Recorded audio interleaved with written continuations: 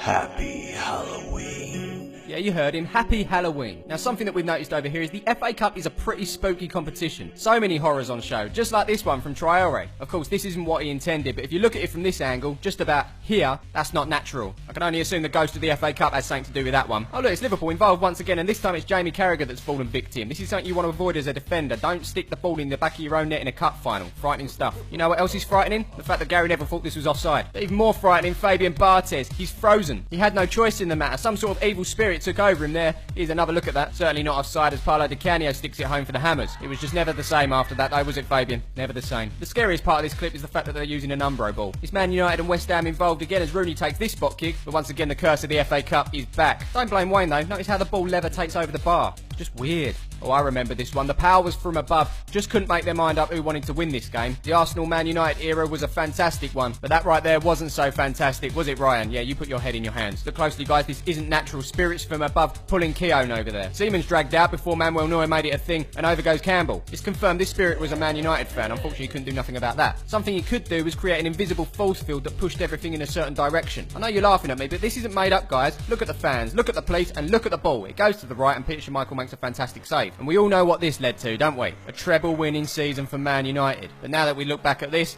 we can see that they definitely had some help. That save led to Giggs picking it up on the halfway line, taking it past Vieira, confusing Dixon, getting past Keown, making his way into the box and firing it past Seaman into the roof of the net. Horror show for Arsenal. But more recently they've had some favours. I understand ghosts don't like reading. Obviously there's no need for them to be at this game. I think they've got reading and reading mixed up. And unfortunately for Federici, he's had a bit of a howler there. It's Alexis Sanchez with a shot through the defenders, but look at this. Notice how the ball is dragged into the back of the goal by some invisible spirit. Obviously one that doesn't like reading. Oh, come on. Do we really have to do Tottenham clips? Okay, let's just get this one out of the way. There were no ghosts, evil spirits or invisible force fields at White Hart Lane that evening. Quite simply, Michel Vorm had a moment of madness and stuck the ball in the back of his own net. Bad Vorm. It's not funny. Here's another goalkeeper that thought he could avoid the curse of the FA Cup. No Adam Bogdan. He was later loaned out to Wigan Athletic, but that's how you score a goal from a corner. And this is how you hang your head in shame. There you go. What's next on this Halloween horror party? Oh, it's Berbatov. Never misses penalties, but this isn't just football, people. This is FA Cup football. So many screams following this one, they thought there'd been a murder. Are we going back to White Hart Lane again? Do we have to? Fine, let's get it out the way. Bobby Soldado will go down as one of the worst strikers for Tottenham Hotspur. However, everybody loved him. How does that even work? I've got to say though, hitting the bar from 6 yards out is a talent. But I know, all you Arsenal fans laughing right now, but I know someone else who can do that as well. Yep,